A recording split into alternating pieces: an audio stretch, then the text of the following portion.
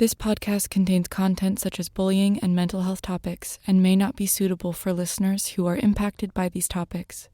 If you are experiencing issues in your workplace or would like more information on resources available in your location, please check the show notes or head to www.supercooltoxicworkplace.com. This is Super Cool Toxic Workplace, Episode 7, White Flags and Caveats. In this episode, we're going to take a look in depth at what happened around the MBCC 2021 festival. For those that don't know, MBCC is the Mikkeller Beer Celebration Copenhagen. The festival has a great deal of cultural currency within the beer community. That is certainly undeniable, and for many years has been the hottest ticket in town if you wanted to be a brewery that could be exposed or uplifted in this very public arena. The festival obviously therefore had a great deal of importance to the company itself. And in the last episode, we went back to the months between Kate Bernott's first article to the subsequent apology from the company. How did all of this happen? So to start, we're going to just jump in the time machine and just go back a little bit, and we're going to talk with Kate Bernott and catch up on her reporting.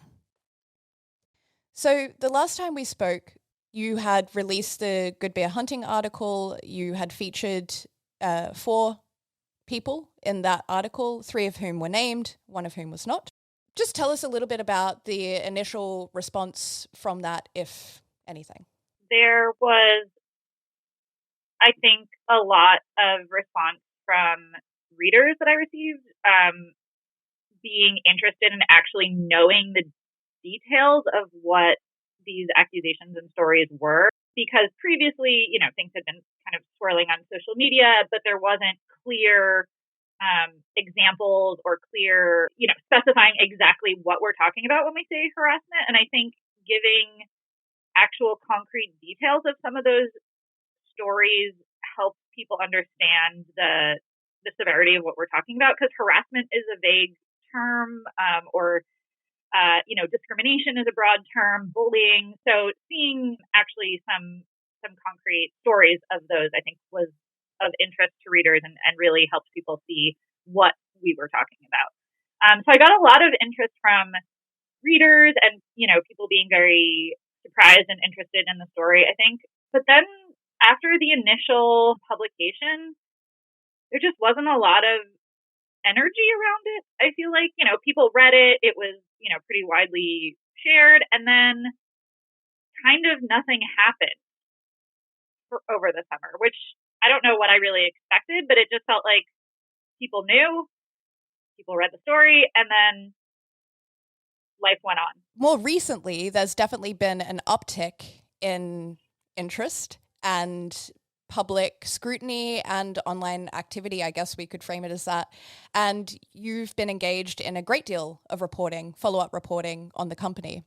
As of recording, I believe it's 3 articles in the last month. Is that correct? Correct. Let's start with the first article that you published. This one being about the breweries pulling out of MBCC. Right. So this was published on October 11th, and this was the first really, I felt like, public sort of upswell since kind of the story from July. So in mid-October, I started seeing that breweries were withdrawing from MBCC and doing so, some quite publicly and, with statements about why, others more quietly just kind of withdrawing. But that felt notable. At first, it was just, I think, 3 breweries when I initially published the story. And then within 48 hours, it was dozens. So that felt obviously notable because it was the first time that I think this story was having seemingly public business ramifications for the company in terms of the event, but also in terms of their public kind of reputation and standing in the brewing community. So that felt very notable. Okay, so we're going to do a little bit of a timeline check here. So what Kate Bernott's referring to, these breweries pulling out of MBCC. Basically, here's the timeline as I kind of have it. On Friday, the 8th of October, the brewery list for MBCC 2021 is released, and there's a Facebook event for MBCC, including a list of 100 breweries. Time to check in with Fanny Wandell. But when I finished work, then I could see that I had gotten quite a few messages, and someone had asked to see the list and of participants, and I could see that Brienne had already posted it. She had found it, and it had only been shared 2 days prior. And after that, it was just a snowball effect. After all these months of gathering information about the company, it's also grown in people's awareness of the company's actions. And a lot of the people who have been engaging, it's industry, of course, but there's also quite a few consumers, really concerned consumers who are very aware of the power that they have, especially in this case where people feel silenced and they feel very fearful for their careers and their livelihoods. So I think a lot of consumer action happened within the next 24 hours, and suddenly, one by one, breweries started to pull out. I'd like to read one of the statements, and I don't want to go through all of the breweries, but it was one of the first statements, and I'd like to read it. It's from Dominion City Brewing. They write, "We made a mistake, and we want to acknowledge it. In 2020, we accepted an invitation to participate in Mikkeller Beer Celebration Copenhagen, ultimately postponed to later this month. Since that time, a number of former Mikkeller employees have shared stories of a toxic workplace culture as part of an industry-wide reckoning around inclusion, sexism, and misogyny in the beer industry. We've previously spoken out about these issues and are implementing a number of important changes to ensure Dominion City is a workplace and a brewery that lives up to its ideals. We failed to appreciate how lending our name and participating in this festival at this moment in particular would send exactly the wrong signal about our sincerity on these issues. With this in mind, we've pulled out and are no longer attending." On Monday, the 11th of October, Mikkeller released a statement about MBCC. In this statement, they do make the claim that they're being misrepresented in all of this, and that those two breweries that initially pulled out maybe did so without all of the information. That statement is not received well. And on the same day, an article is published by Kate Bernot called Under Pressure: Published Breweries Withdraw from Mikkeller Beer Festival in Response to Sexual Harassment Allegations. I want to bring Fanny Wandell back into the conversation. And now we're going to be at around about October 12. I definitely never saw that coming. After 5 months of talking about the company and having industry following what I've been talking about and commenting on it quietly, I truly didn't expect anything to result from it. But then you had the breweries from Canada, I think were the first ones. It was Dominion City and Collective Arts, I believe. And then after that, American companies followed, some UK breweries. It came to a head maybe on, I think October 12th was when DR did a follow-up to the interview the CEO and I had done in June, where they then did a small bit on their program about MBCC participants dropping out. October 13th, Dawn was able to make it into the studio to speak with the radio host at DR. This is where this whole issue took on a life of its own, one that was completely out of my control. It was time for people to make their decisions about the company. I had all these highlights lined up, and people were getting reference to my page, and they informed themselves. I just want to note here that Fanny actually showed me the page insights for her Instagram, and after this week, she'd reached 1 million impressions in a week. And then when Don went on the radio, he made some claims, including that activists were threatening the brewery participants. The activists were contacting them, threatening to blacklist them, contacting distributors.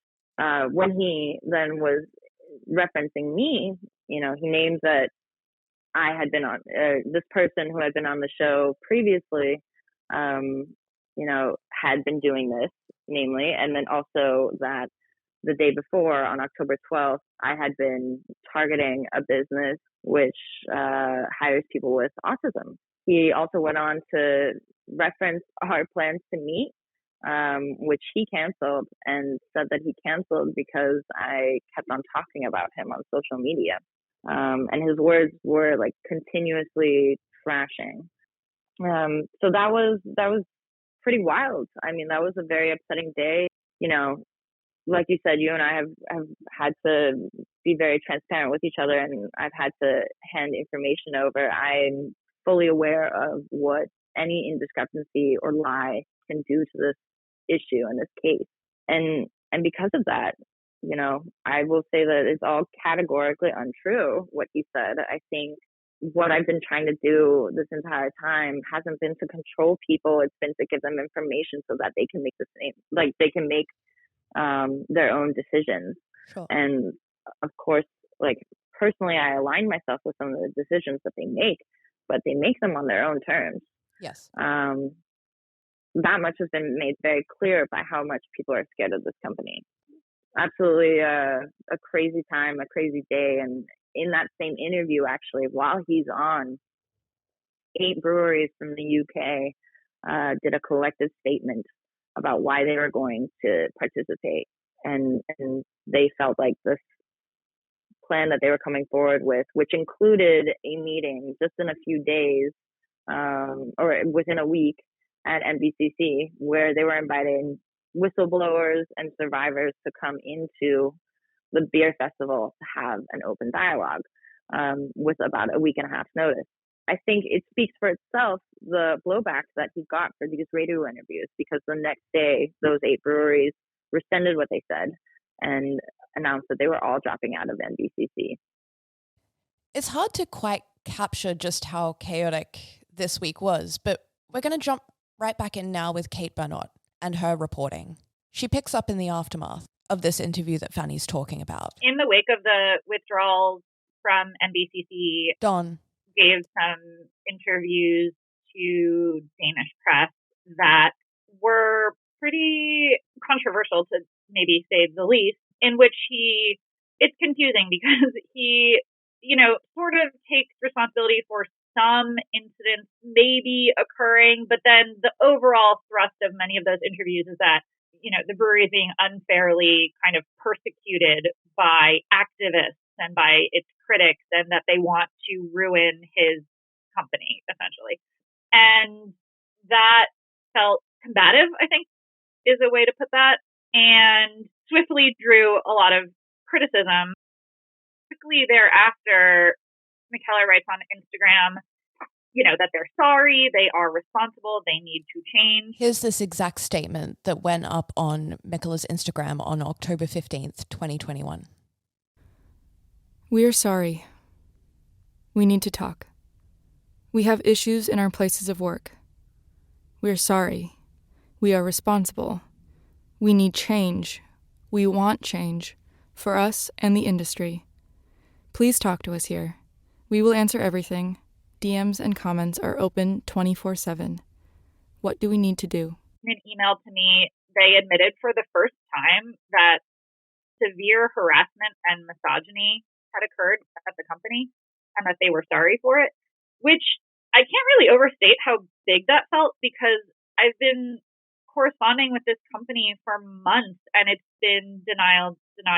These things didn't really happen. These aren't as serious as, the allegations make them seem. This is not pervasive. And then to say severe harassment and misogyny, it felt like, okay, so there's validity to what people have been saying for months. Yeah, and then you contrast that with Don's statements, and it was like, well, which of these is true then? Are you being unfairly targeted by this mob of critics, or are there things you should answer for? And it seems that the brewery tried to reconcile that by saying in a statement to me that Don's comments did not convey the company or his stance in full on this serious topic, and that the interviews he gave were conducted during a very stressful time with a founder who is incredibly proud and protective of his business. So they're distancing themselves from his very clear comment. So it's just another example of a little bit of mixed messaging, but finally an admission that there was validity to what former employees had been saying. At the same time, when this was happening, and you published this piece, the company concurrently, they reached out to survivors. Well, they said that they had reached out to survivors, and their plan was at either end of MBCC was to host two meetings, essentially. It was framed originally as for industry members, survivors, critics, and various people, but it morphed into an industry moderated discussion. What was notable about that for you? It was notable that the company did want to publicly address critics. I think that was a step that we hadn't quite seen them take before. But what else was notable was that some of the former employees that I spoke to for my original piece, who had then been contacted by Mikkeller in October, were not willing to attend a public forum or discussion without having some questions addressed in writing first. And I think, one, they have questions that they, I think, frankly, deserve answers to. And two, I think it's them trying to reclaim a little bit of agency in this whole process and to set the terms of the discussion, which they haven't really been able to do up until this point. The company came to them with a proposal of, hey, here's how we're going to run this. Not, hi, is this how we should run this? Are you interested in this? Is this the venue you would like? So I think it was, them asking for some answers in writing, again, was an attempt to kind of assert a little bit of agency and control over the situation, which has now really spiraled outside of their control, frankly. And so in that sense, you're having two public meetings with industry folks around your festival that don't include the people most affected by this situation. And it opens the door for other people to sort of speak around them or on their behalf. And that feels problematic and not ideal. So while I want to credit the company for being willing to have public discussions, I think it's ultimately difficult to have those without the people who are most impacted by the company culture. Fanny also got one of these invitations, and actually so did I. And we're going to talk more about these meetings in the next episode. It is really important because it does come down to how those with allegations were ultimately treated. Obviously, though, no one wanted to decline participation. However, it was a case of making the boundaries clear in the sense that this isn't something that can be fixed right away. And it maybe felt like that for many people. We're on October 15th. This is the day that the apology post gets posted on the Mikkeller page. A few hours prior, I got a message from the Mikkeller account on Instagram sending me an invitation. It seemed very rushed. Seemed as though it was a template. It starts off saying Dear X with my name not plugged in. There was a typo or mistake in reference to the meetings I was being invited to participate in. One was, I had the dates 21st, 24th, and 25th listed to me. And then the email ends on me being allowed to reach out to the head of HR in response to this invitation. So I took a couple of days to think about what I wanted to say and when I wanted out of this meeting and what my terms were for engaging with the company, especially on short notice. On the 17th, this is a Sunday, the 17th of October, I send the head of HR a response to the invitation. I feel with very, very fair terms, one of which is that this meeting is postponed, that the moderator and the location of this meeting should be approved by all participants, that this invitation has been sent out to. I wanted Dawn to be a participant. And then I stated that I felt that the tone of the invitation was incredibly different to what's been put out in the media. This invitation starts off with an apology for severe harassment and misogyny within the company. This is going out the same time as their apology post on social media, but in newspapers here, it's a completely different tone. This is something that is very important to highlight for those of you listening to this. The Danish media called this a shitstorm. Let's do a headline montage, shall we? Under pressure. Breweries withdraw from Mikkeller Beer Festival in response to sexual harassment allegations. Accusations of sexual harassment flare up again at well-known Danish microbrewery. Now hits the prestigious beer festival in Copenhagen. The number of cancellations for beer festivals increases. One of Denmark's most famous beer brewers believes that sexism activists are trying to destroy his business. Support for beer festival shrinks by a third. Whether Mikkeller is guilty of this, it is a rotten people's court. He knows very well that he should not speak, but now the evil twin of the Mikkeller founder is interfering in the case of violations. Last week, he accused sexism activists of ruining his business. Now he says sorry.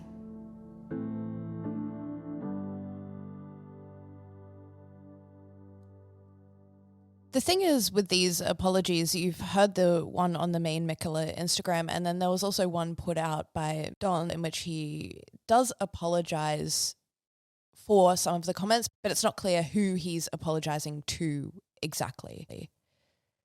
So anyway, we're going to stay on this concept of the meeting, and we're still discussing Fanny's reply to that invitation. And so I asked, one of my terms was that I wanted a retraction and a public apology.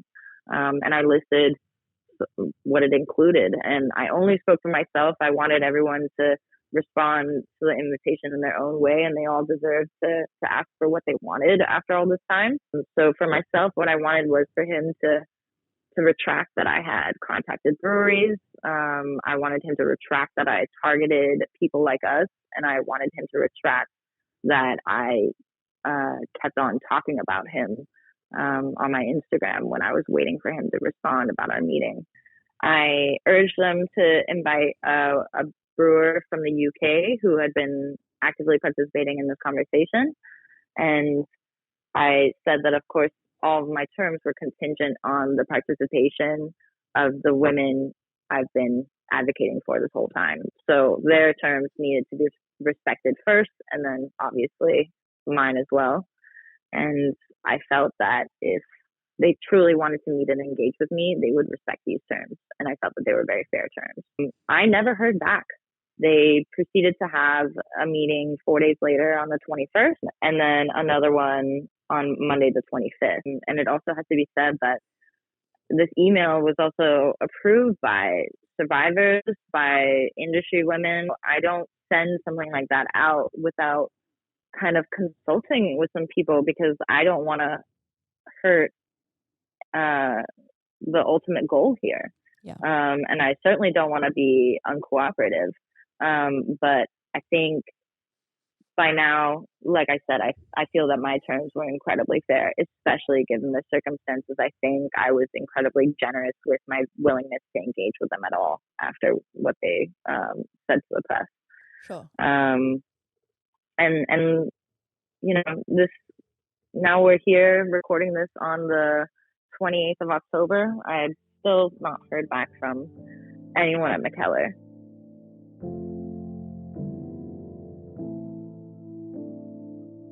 Overall, it was a surprising week of events for everyone. I don't think anyone on any planet thought that it was going to go down the way that it did. So we now know a few perspectives around this situation, and we also know that there are two meetings, one on the 21st of October and one on the 25th of October. And both of those meetings do go ahead. That's next episode. However, I'd like to bring back one of the sources that you heard from in the last episode to discuss their understanding and experience of how MBCC actually was. This is important because while the company was concurrently mailing people and making these invitations for these 2 additional meetings at either side of MBCC and also making that public apology, there was a great effort put into ensuring the safety or the guidelines around the actual MBCC festival. And that obviously set expectations for people.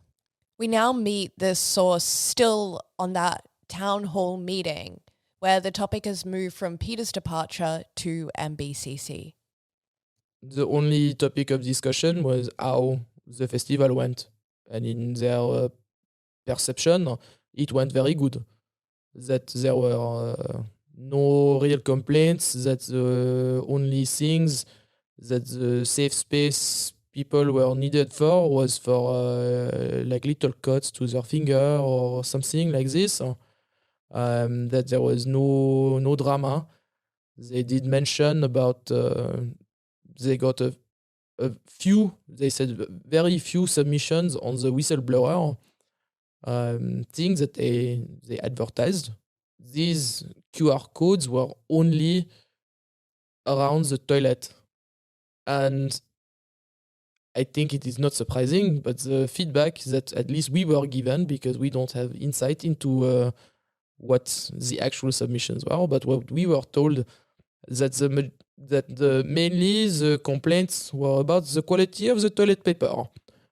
And that came through the Mikkeller whistleblower system for the safe spaces at the MBCC. Yes, the QR codes, which were, so there was a QR code for the whistleblower, and then there was the Ask Nomi initiative, which was also just around the toilet. But the QR code was for the whistleblower system. Do your observations from the event correlate with the information that you were provided by the company? I am not sure. Because, yes, there was security, but whenever I have gone into a festival, somebody has looked into my bag if I had one. Nobody looked into my bag. And when I first went to get my glass, there were no questions, there was nothing. I was not given a flyer about information. Nobody told me anything. And it was not obvious that I was a member of staff. I had a bracelet, but not a staff bracelet. And these were also given to members of staff, as well as the public, the same ones. So no information was given. I went to look to see if I could find a sign to find the safe space. I could not find it. I found the tattoo lounge, the brewer's lounge, the toilet, and the staff area, but I could not find the safe space. And I went to 3 out of 4 sessions, and only in the final session, the closing session, I saw anybody wearing the safe space t-shirt. And I looked for them because this is something that was on my mind, because it was something that we had been told that they would be very prevalent. And even as a member of staff, the fact that it took me 3 sessions to find them, it was quite confusing.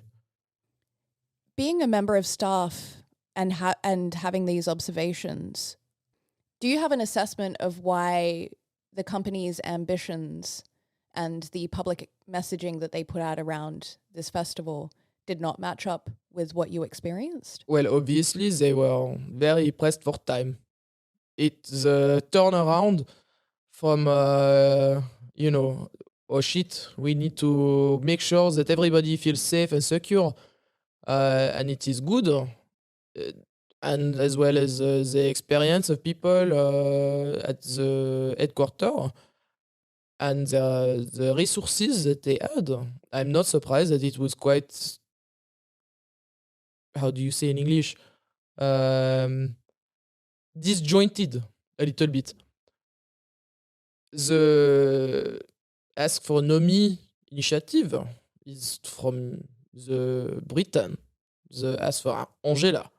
It is literally copy paste.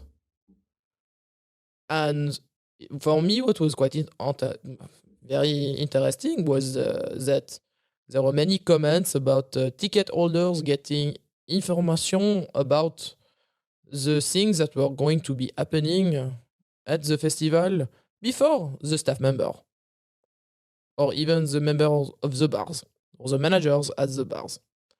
So the communication was not very good. And so they went publicly and they said that they were going to have XYZ processes in place, but the people at the door, they had no idea. I'm staff.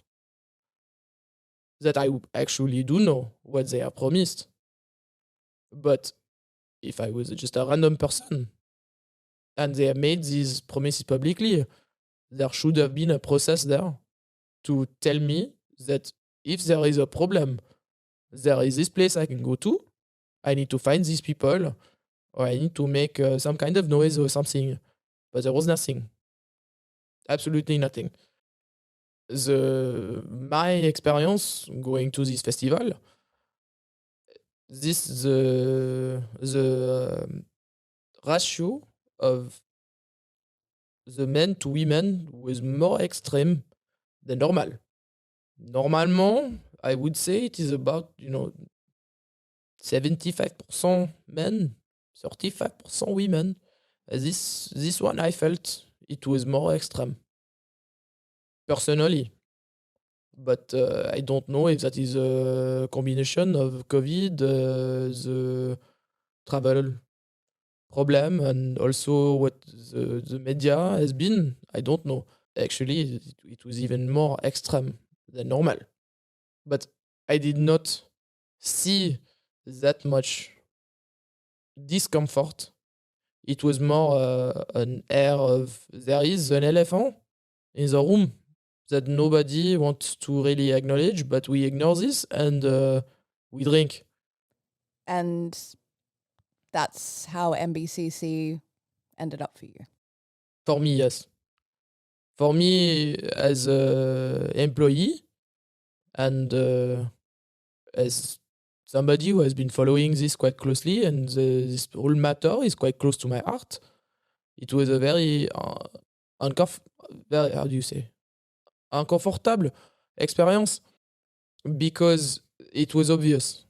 But I did not see any aggression. I felt something in the air as people were almost actively ignoring or putting it somewhere else. You're taking quite a big risk as an employee of this company in speaking with us today and providing your experiences and things that you've witnessed. Why? Because historically, women made the beer. And then we were told, no. Then we had to sell the beer in the bar. Or in the saloon or the pub. Ça dépend. It depends where you are. But things have changed. And then, somewhere in time, beer was no longer for women. And the community in beer is beautiful. And beer, it is delicious. It is for everybody. But that's the point. It is for everybody. But where we have ended up, and we don't quite understand how across the industry, it is really sad that women are not comfortable. It is very difficult to put a finger on the problem and to say it is this. But it is a bigger problem across the entire industry. For me, this has been my passion for a number of years. I have experienced a lot of bullshit, and so have my fellow women. It is a point for change. And what I have seen has been a lot of, how do you say, the service of the lips. And that is very annoying because I don't want there to be tokenism, because that is not helpful. It needs to be something which is really from the heart of, we want to change this. And at the end of the day, beer, it was made for everybody. So make it a product which also welcomes everybody. Like, everybody should be comfortable. And the snobbery around it, and the ego, I don't think that a lot of us are interested in this pissing contest anymore. And we need to move forward. And we need to do it now.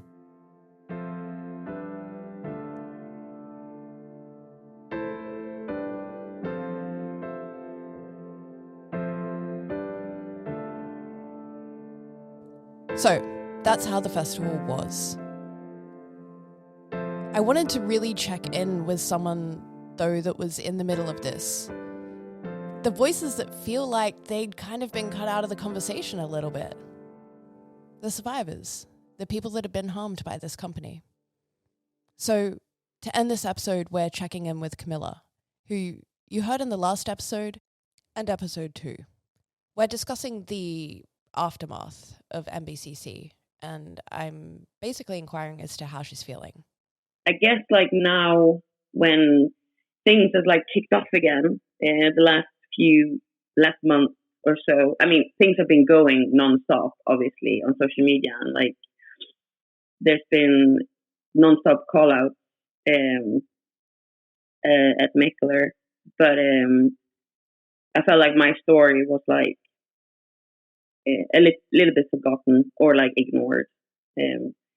But anyway, when it started kicking off now, for the last few weeks, I have been started being a little bit more outspoken about not my experience per se, but I've been openly critical towards Mikkeller on social media and stuff, which has then it felt really good, and I noticed there's more and more people who are being outspoken about it and criticizing, and then obviously it felt for me personally, it felt way more motivating, and I felt that it wasn't a waste that I shared that story with Good Beer Hunting. A lot of things lead back to that, that I spoke out at that time, made me feel stronger now to sort of openly be more critical. And when I said the thing about that things have changed a lot in the last few months for me personally, I think that's a huge thing for me, because I remember when I talked to Good Beer Hunting about my experience, I was quite nervous and quite scared. But now I'm not at all. And ready to just tell my story and put my name on it. With saying that, I don't mean that I totally understand that some people would choose not to do that. But for me personally, I think that's just been a huge shift for me to see the public support. And obviously there's people who are fans of Mikkeller and stuff that would never ever say anything negative about them ever. But it's nice to see a broader, what do you call it? A broader public question. One, how they treated staff, and two, how they treated the criticism that's been coming their way. When you talk about things changing, obviously the main thing there being you have lost this initial fear you had coming forward. And just to clarify, that for you as a result of seeing more people in the public arena commenting and pushing back on the same topics that you were many months ago. One of the main things I think for a lot of people who've been in a toxic workplace or a toxic situation is that isolation of it all. You feel very isolated with your feelings, and that was very much the case for me. I was pretty much convinced that even though I knew there was I knew that I was treated badly, but then again, I still sort of felt like I was carrying some of the blame myself. But that's changed again because I could see other stories resurfacing and also showing, also to see normal other human beings reacting in a very sympathetic and human way, saying like, that sounds awful. And you're like, yeah, it was. And that itself sounds so basic, but that means like such a huge deal when you walked around with something that you felt a little bit shameful for so long. Yeah, that was a shift for me, absolutely. Yeah, and I think obviously I'm recalling now our first conversation, and you were talking about this consistent pattern of being gaslit, this consistent pattern of basically being told your experiences were a result of a problem with you, that problem being that you're too sensitive, that you're a typical woman, that you're XYZ. Is there for you an importance to having the company admit to these things in the public forum where they're being questioned in order for you to be able to, I guess, reconcile this further, if there was any wish that you wanted this reconciled? I think it's important. So I think a huge thing for me regarding this. So like, I actually want to mention like a bit of the Mikkeller Beer Celebration in this context,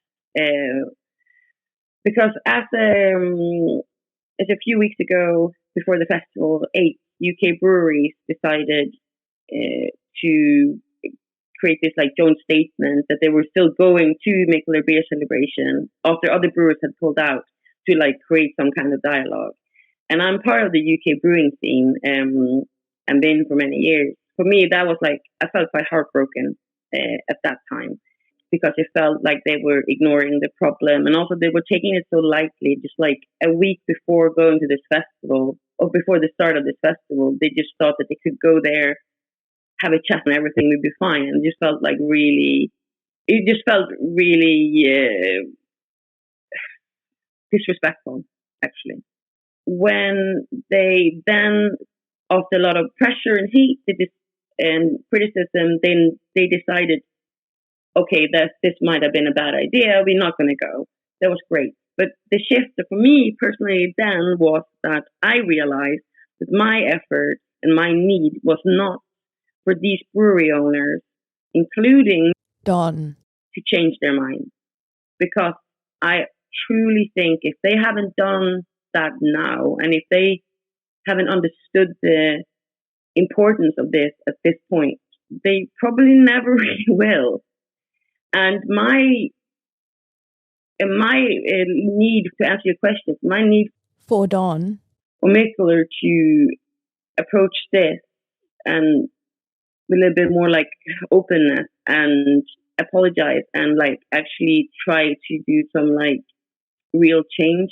It's not about them changing their minds. It's about like preventing this from happening again and making a less like toxic workplace for a lot of people. And also for people to know that it's okay to speak out if you're being treated badly. But I think like, yeah, for me, it's not I honestly not going to waste my time thinking that Don mind is going to change on this. I think it's just more like the public putting pressure on companies like this to make sure that they step up and like stop being shit. Super Cool Toxic Workplace is a Hand and Heart media production and was written, produced, and hosted by Kate Bailey. To join in the conversation around episodes, follow at handandheart.eu on Instagram or at _Kate_Bailey_ on Twitter. Original music by Julia Lies. Design and social media templates were provided by the anonymous artist going by Bennis Gallery and were provided for free. For all information and resources relating to this podcast, including contact links should you wish to connect with Kate and the team, head to www.supercooltoxicworkplace.com.